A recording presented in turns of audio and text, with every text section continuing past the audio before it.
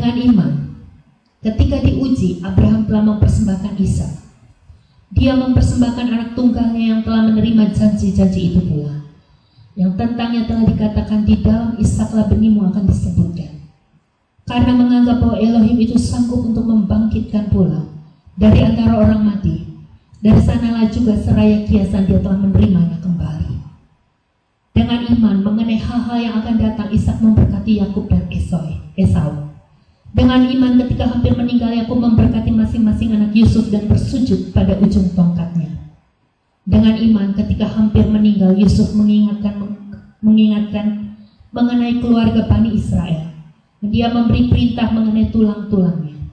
Dengan iman, setelah dilahirkan Musa disembunyikan selama 3 bulan oleh orang tuanya, karena mereka melihat bayi itu elok dan mereka tidak takut akan perintah raja. Saudara, itu Abraham, dia menanti-nantikan anaknya, ya, sampai umurnya sudah semakin tua. Dia juga belum punya anak. Lalu akhirnya anaknya diberikan, satu-satunya, saudara. Tapi waktu anaknya sudah lahir dan besar, Yahweh meminta anaknya untuk dikorbankan. Kalau Abraham gak punya iman, dia akan marah dengan Yahweh. Dia akan bilang, Yahweh ini lagi mainin saya. Yahweh ini kok making fun of me, katanya. Hari kemarin dikasih, sekarang mau diambil. Dengar baik-baik. Karena Abraham dipenuhi oleh Roh Kudus. Dia hidup bergaul dengan Roh Kudus, sama seperti Nuh bergaul dengan Roh Kudus. Dan dia menerima kunci iman. Dia gak ragu. Dia tahu kalau hari ini Yahweh minta anaknya dikorbankan. Saya pegang janji Yahweh, Yahweh berkata, engkau akan menjadi bapak segala bangsa. Jadi kalau dia kasih Ishak, lalu dia ambil, lalu dia dikorbankan, Yahweh sanggup untuk membangkitkan Ishak. Sekalipun Ishak sudah mati, saya korbankan. Ini iman, saudara. Apa yang kita terima dari Yahweh? Dia menebus kita, dia memberkati hidup kita, dia hanya memberikan yang terbaik bagi kita. Dan satu kali dia minta semuanya itu dari kita. Adakah saudara bisa berkata, Yahweh, are you making fun of me?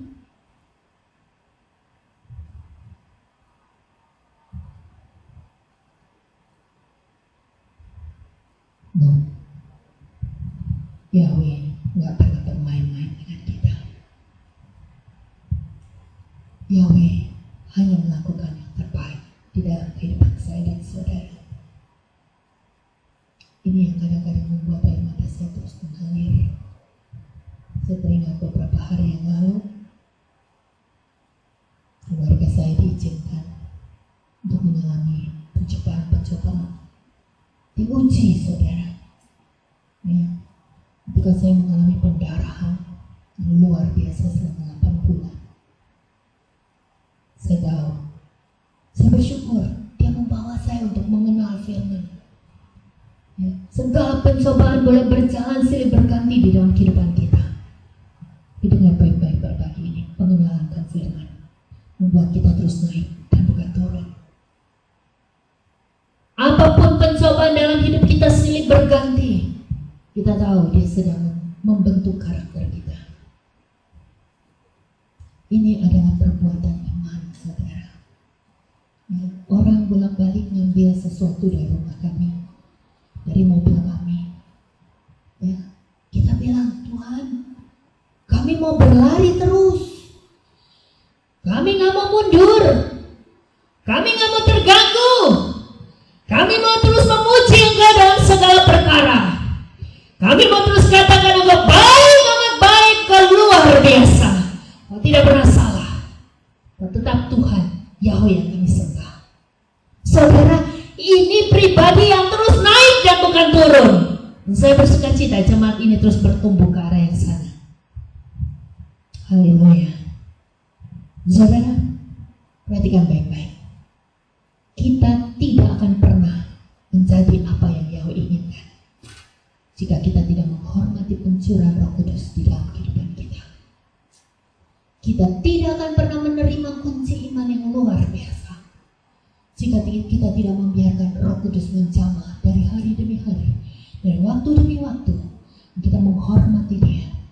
Ingat baik-baik pada pagi ini, pencurahan Roh Kudus yang dihormati secara maksimal akan membuat kita sangat rindu dan haus untuk bergaul intim dengan firman-Nya. Itu sebabnya saya encourage setiap saat, hormati pencurahan Roh Kudus dalam hidup kita.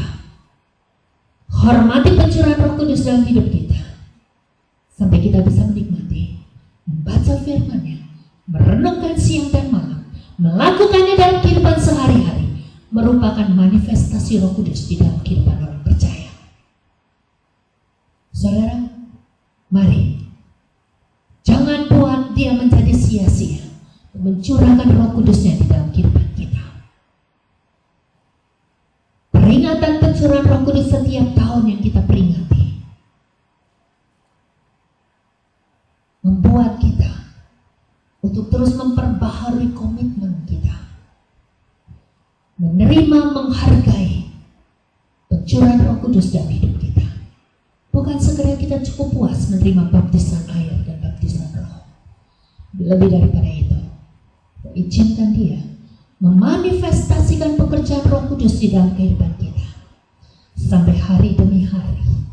Sampai hari demi hari, kunci iman itu menjadi bagian kehidupan kita.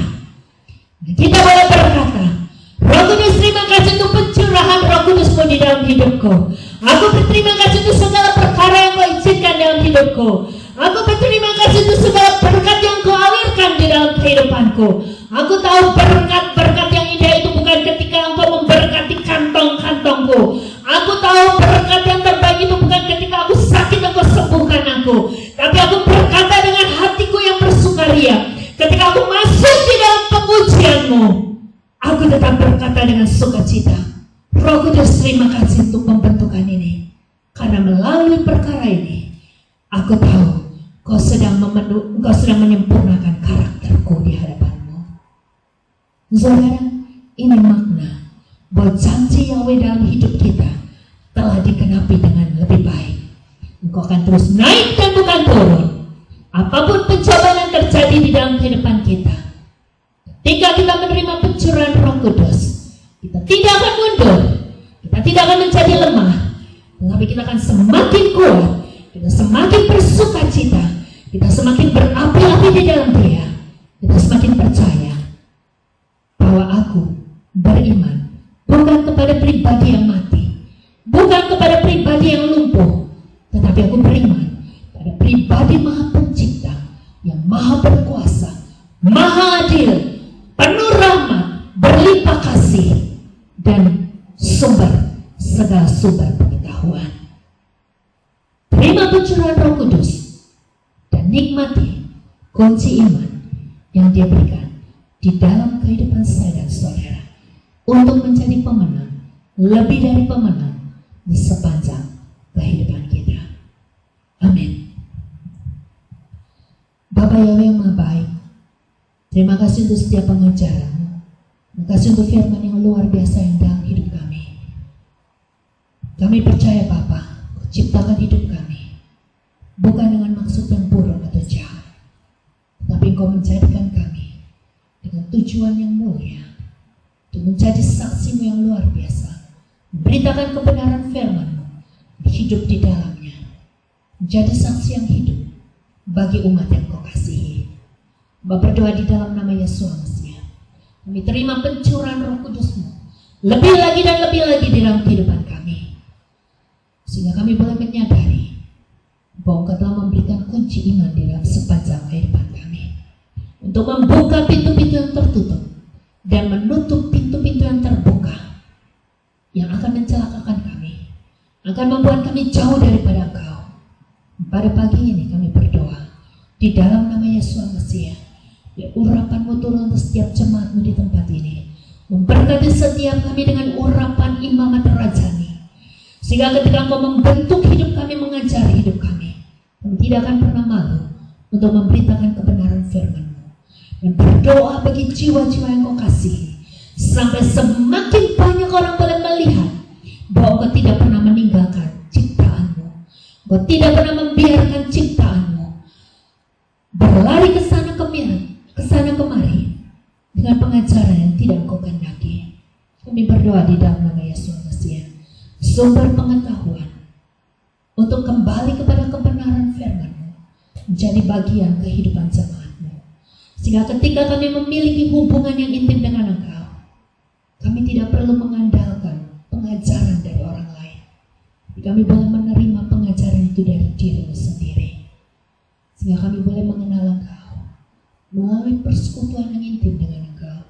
Sehingga ketika Engkau memperjumpakan kami satu dengan yang lainnya, kami mengenal setiap orang dibawa untuk mengenal kebenaran firman-Mu.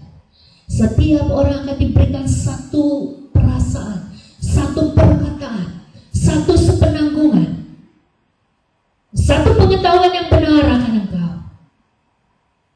Sehingga rencana-Mu di dalam umat yang Kau kasih menjadi nyata, bahwa akan berdiri satu gereja yang kudus dan am. Gereja yang mengenal Engkau, gereja yang mengasihi Engkau, gereja yang menyembah Engkau, gereja yang menanti-nantikan kedatangan-Mu yang kedua kali. Bapa, terima kasih. Kami berdoa di dalam nama Yesus Mesias. Urapan-Mu akan menolong kami untuk memiliki keberanian yang luar biasa, memberkati banyak jiwa dengan kebenaran firman-Mu, dengan kebenaran firman-Mu, dengan kebenaran firman-Mu. Pujilah Engkau Bapa, di dalam nama Yesus Mesias kami berdoa dan mengucap syukur. Haleluya. Amin.